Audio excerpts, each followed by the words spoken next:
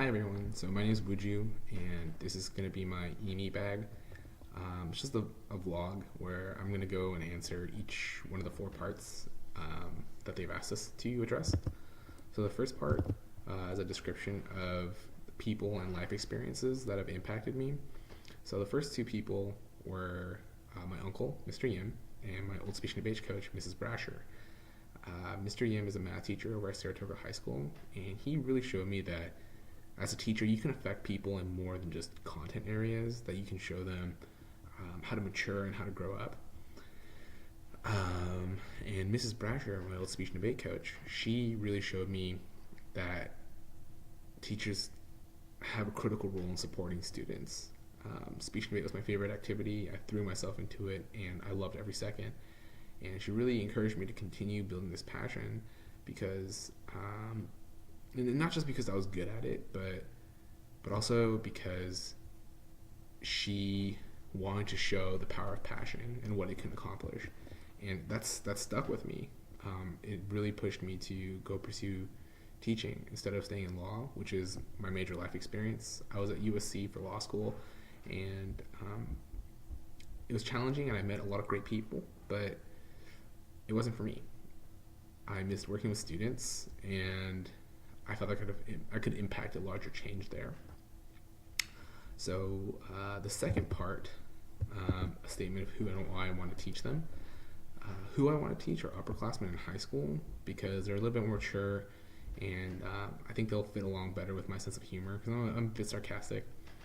And as for the subject area, I'm a social science teacher.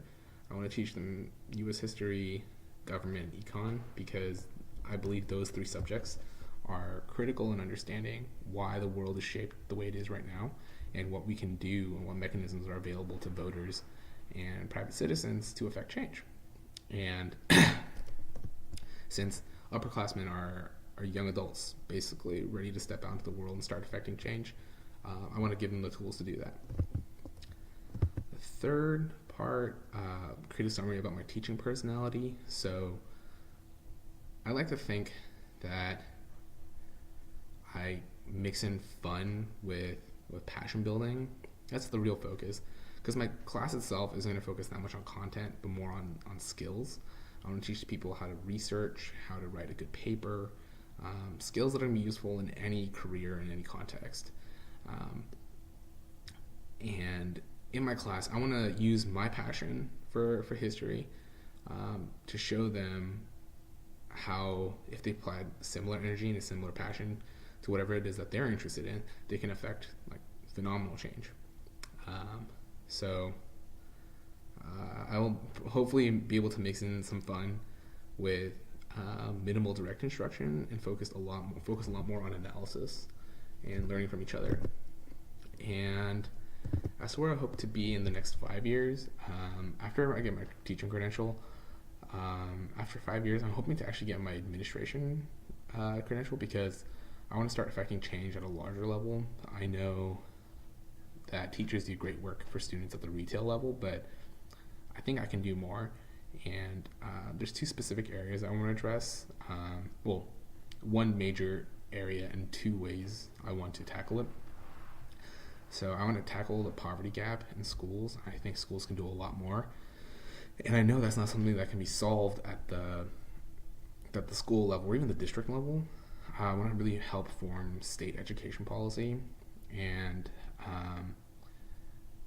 that's where I see myself in 10 years. Actually, I want to help tackle the poverty gap. I want schools to be given way more funds to help close the gap within inequities between students with resources and those without. All right, I don't think it's fair that students whose parents are struggling to make rent aren't able to access similar educational opportunities, that they just suffer without any chance of exploring what's available to them. And I think schools can really provide for that. And the 2 ways I'm going to tackle that poverty gap is by extending school hours, not necessarily for classes, but to host extracurricular activities, which also means that they have to extend bus times and whatnot. But I really want schools to act as more than just like a 7-3 institution.